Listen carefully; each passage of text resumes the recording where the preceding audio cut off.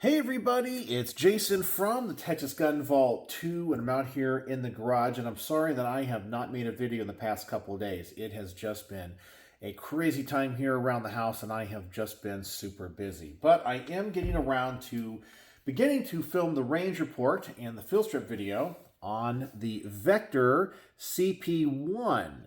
And this gun has a gas piston system, I guess a gas delayed piston system technically, very much like the HKP7 or the Walther CCP. And I was out here trying to do a field strip video on it, and one of the things I try to do is figure out how to field strip videos without the need of a manual, because I personally believe that a gun should be designed that if you understand the basics, its disassembly should be self-evident. And that's what you get with most, polymer striker-fired guns or double-action, single-action hammer-fired guns that usually you have a lever, a takedown lever, pull the slide back, drop that, slide comes off. Or in the case of polymer guns, sometimes you bring the slide back a little bit, drop these little tabs, the slide comes off. And so I was looking at this thing, and I was trying to figure out how in the world does this thing come apart. Obviously, we have a magazine button here. We would drop the magazine, but if I pull the slide back, and I'm pretty sure it comes apart just like a PPK or the like, or a P7 where you pull the slide back up and off because the barrel is mounted into the frame. But all those other guns have tabs or levers of some kind, and this one does not. And I was like, how in the world does this thing come apart?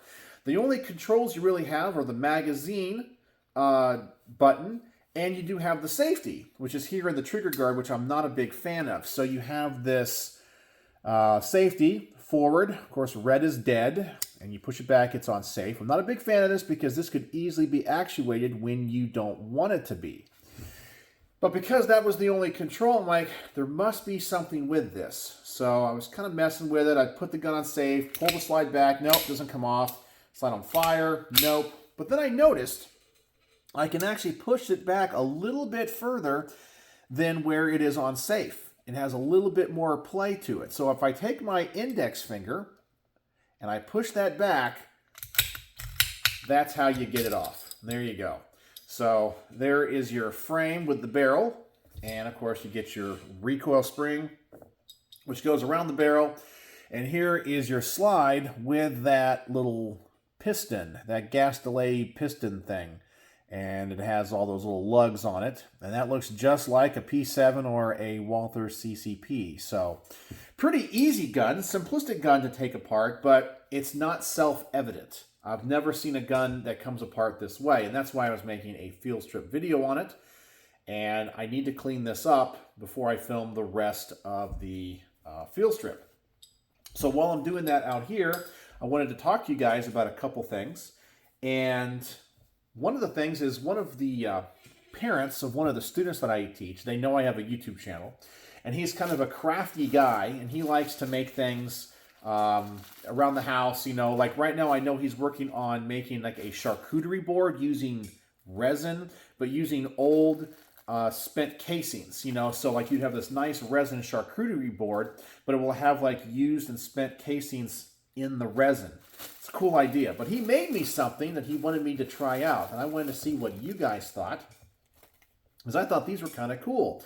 He took some used 45 casings, and he took some valve stem caps for a car, and he was able to find like a high temperature rosin or resin to put in there to mount it. So these are valve stem covers for a car, and they're used 45 cases, and so I'm supposed to put them on my car and kind of test them out. I kind of thought that was a cute little idea.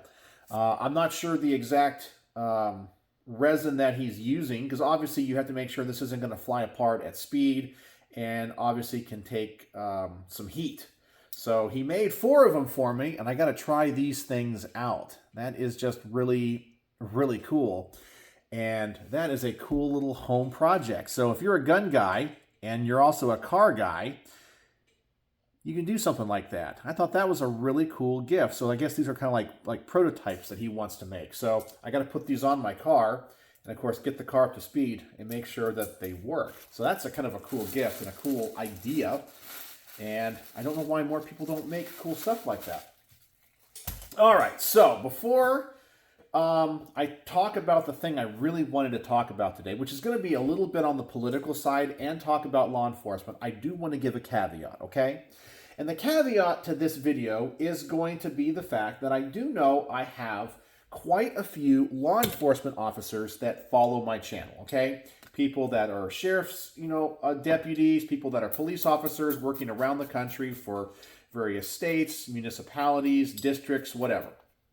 And so I want to first say that I completely understand that when it comes to my comments here, that I want you to know that I do not think that just because somebody in a particular profession is a bad apple, that it means that everybody is in that profession is also a bad apple, okay? Because we all know that there are people that do bad things all over the place, okay? And people that do not represent themselves, their families, their chosen careers, or in this case, law enforcement officers represent their districts very well. They do bad things, okay? So I am fully aware that just because there are bad apples in one place doesn't mean every cop is a bad apple, nor does it mean that I'm against law enforcement, because you guys know I do think law enforcement serves a very important and valid function in our civil society.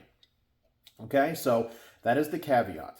Now, the thing I wanted to talk about today is what happened in New York City. Now, at first, you're going to think it has nothing to do with guns. So we had a story that came out of New York City where I guess some of these illegal immigrants or illegal migrants or whatever you want to call them were in, I believe it's Times Square, 42nd Street. And I guess they got involved in some type of altercation with a law enforcement officer there in New York City. And this officer got beaten up pretty bad.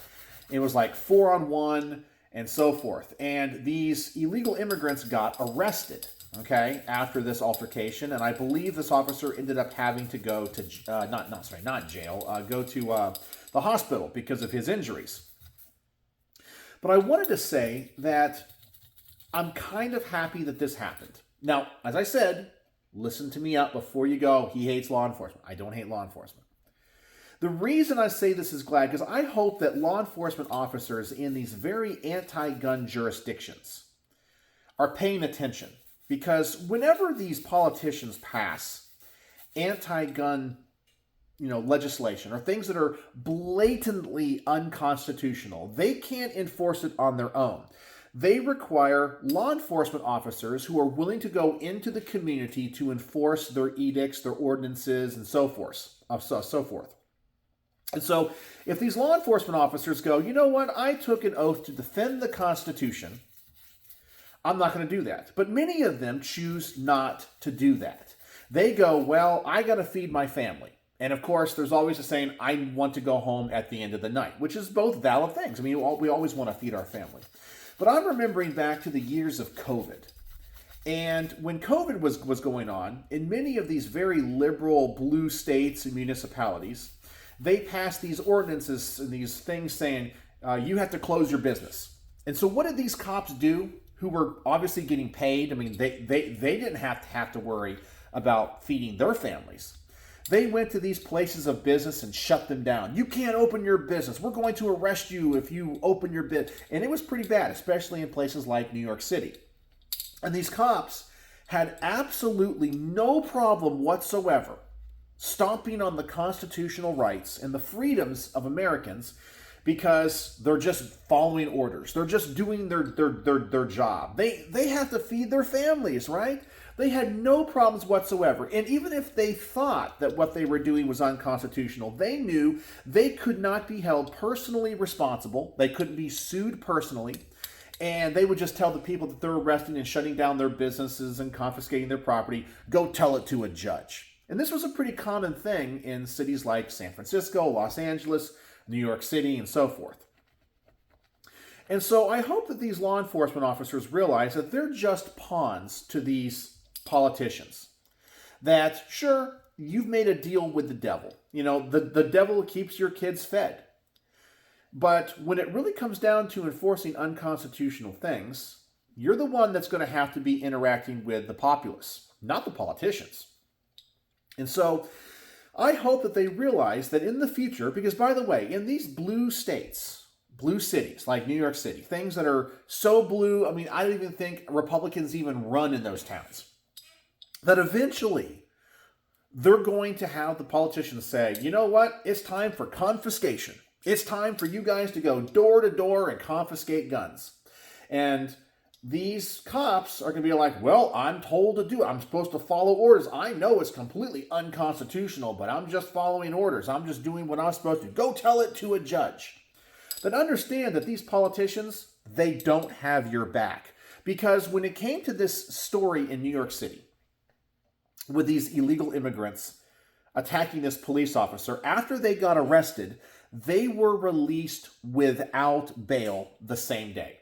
So a judge said, you know what, just release them. After they beat up a police officer, after they sent that police officer to the hospital, they received zero bail. They received zero fines. They weren't even held. They were just released. And of course, they're going to go back to their shelters. They're going to get their free phones, their free money, their free food, their free housing, because the politicians care more about the optics than the actual officers that enforce their laws. And I hope that, as I said, these cops pay attention to this, because when the day comes, and by the way, the day is coming in these jurisdictions, they're going to find some state of emergency or whatever to go around and confiscate guns. To understand, the politicians do not have your back. And so if you really do care about your oath to the Constitution, you care about your fellow citizens, this is something really to pay attention to, because when the bullets are going to be flying, and trust me, in some jurisdictions, I'm not saying that I want it, but let's just say there was some type of extrajudicial mass confiscation of firearms around the country, not because of any change in the Constitution or anything. It's just because politicians are like, we're under a state of emergency. It's time to go confiscate guns. That those politicians, they're not going to go with you into the trenches to get those guns. And you're going to get the ire of many citizens, gun owners, and so forth, because they'll be like, it's the same defense. You guys will have the same defense that the Nazis had, right? The whole, I'm just following orders. I'm just going door to door. You take it up. We're just going to do what we're supposed to do, and we're going to confiscate it. You go and talk to a judge, because I have to feed my family in the end. And so I want to say that I hope that this is a wake-up call for those police officers working, especially in those very, very blue districts. And ask yourself, how many unconstitutional things are you willing to do to feed your family? Because when it comes down to it, the politicians don't care about you, because when you help them, they're all about helping you. Oh yeah, we're going to send the cops out to shut down these places for COVID. But when it comes to the illegal immigrants, they're like, oh, you're a heavy-handed, defund the police. Let's arrest you. I can't believe it. You're racist. So what do you think's going to happen when they tell you to go confiscate guns? I think it's something that I think law enforcement officers around the country really need to think about. Really need to think about and ask themselves, like, what are you willing to risk and put on the line? Because we all know that, an order from, some politician to go and confiscate firearms probably is not going to end well. Okay? Somewhere people are going to fight back. We always hear about the term civil war trending on, X and Twitter or whatever. But I'm starting to think that's a real thing. Now, do I think that we're close to that? No, I don't think we are close to that right now. But I think we're closer than we've ever been. And I hope that these law enforcement officers think about this, because one day they are going to be asked to do very blatantly unconstitutional things, which the COVID thing to me showed me that a lot more of the law enforcement officers out there are willing to do it than most people think. I know that people that probably watch my channel, follow my channel, would say, no, I would never do that, and I have a conscience, and I would never step on people's rights like that. And I do believe that. I know that there are good cops out there. There are probably cops that would step down and say, I am not going to enforce whatever it is. But I also know there's a lot of cops out there that definitely will. And I just hope that they think about their consequences and the consequences before they do. Now, is that like saying it's a threat? No, it's not a threat. I'm just saying, like, you have to think about that kind of stuff, you know? Like, everything that you do, every decision you make is going to have consequences. And it's important to kind of game plan that out, to train for certain things in your mind, both mentally and physically, you know? Because one day when the mayor of New York City, the governor of New York, the governor of California, the mayor of San Francisco goes, you know what? We're going to get all those gun owners. We're going to just confiscate them. We're going to pass an ordinance, and we're going to, you know, play some type of word games with the law to say that all this is legal. Go collect the guns. And I think a lot of officers out there will be like, yes, that sounds great. And then, you know, when, you know, the bullets start flying, because we know that while I think some people would comply, other people would not. And some people would say, hell no, this is exactly what we've been talking about for literally 200 years, ever since the founding of the country. And I hope they understand that those politicians that they're serving because they put food on their kids' table are not going to have their back. You know, in some circumstances, they're evil, racist, bigoted cops. And on the other hand, as long as you're doing the unconstitutional things, you know, you're heroes of the state. So I know law enforcement must not be a very easy job to have. I know that there's a lot of risk to it as well. I know there's a lot of, you know, things that can go wrong in the course of doing it. But those are things that I think law enforcement officers have to think about before putting on the uniform, you know. No one's forcing them to take that job.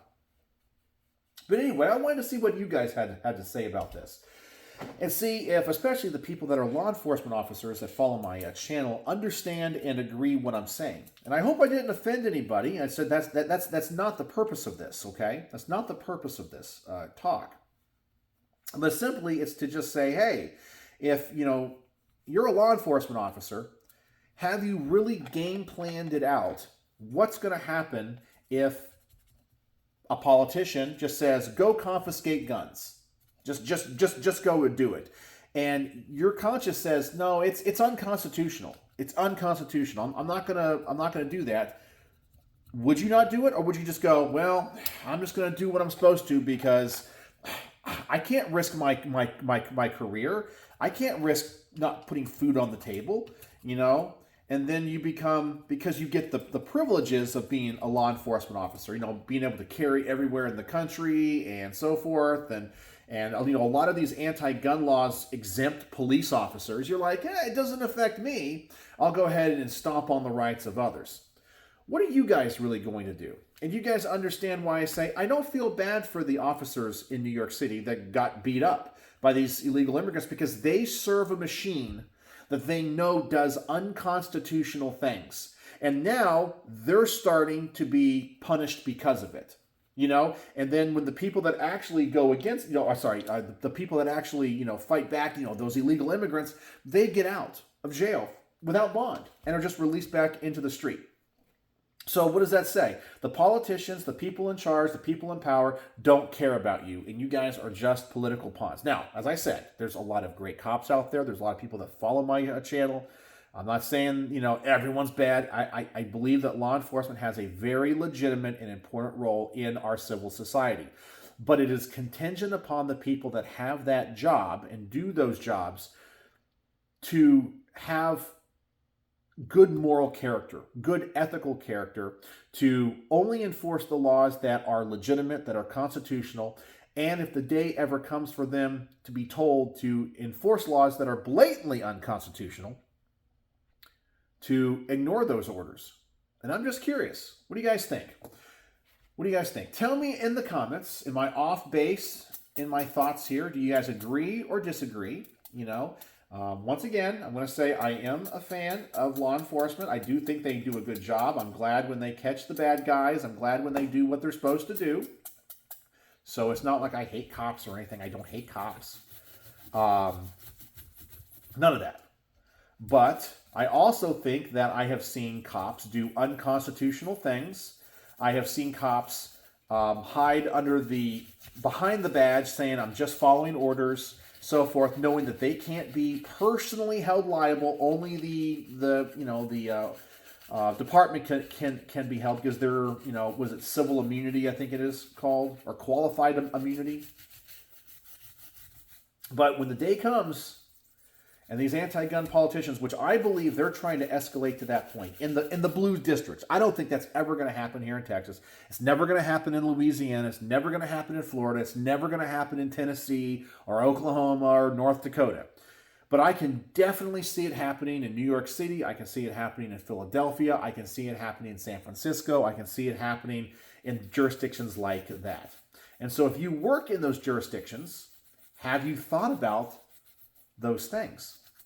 I'd like to know, because this week I felt conflicted. At first, I was upset when I found out those immigrants, those illegal, undocumented immigrants, were just released without bail. I was upset at first. And then I wasn't upset, because I realized those cops are the same ones that enforce unconstitutional edicts like the whole COVID lockdown and cost people their livelihoods, just because they wanted to make a living for their family, but they're like, well, I'm told to do this from the people on high. I'm going to go ahead and enforce this. So let's have a good discussion. And once again, understand that my comments are nuanced. I don't think every cop is bad. I don't think every cop is good, and I do believe police serve an important role in the functioning civil society that we all want to have. But once again, that is contingent upon people of good moral character having those jobs and willing to discern the appropriateness of a particular law, rule, ordinance, and so forth. So let me know what you guys think in the comment section below. And if you made it to the end of the video today, the word of the day is nuance, because I believe this is a nuanced argument. So if you watched to the end and I didn't bore the heck out of you, use the word nuance in your comment. And I look forward to seeing what you all have to say, because I think I might upset some people with this one. I might not. I don't know. And I especially want to hear from my subscribers that are members of law enforcement and what you guys think, and have you guys actually game planned out what would happen if you were asked to confiscate guns in an unconstitutional order? Would you want to feed your families and protect your career? Or would you be willing to resign and go, I'm not going to do that because, number one, I want to live and I want to go home, but also it's unconstitutional. So let me know in the comment section below. And as always, thanks for watching.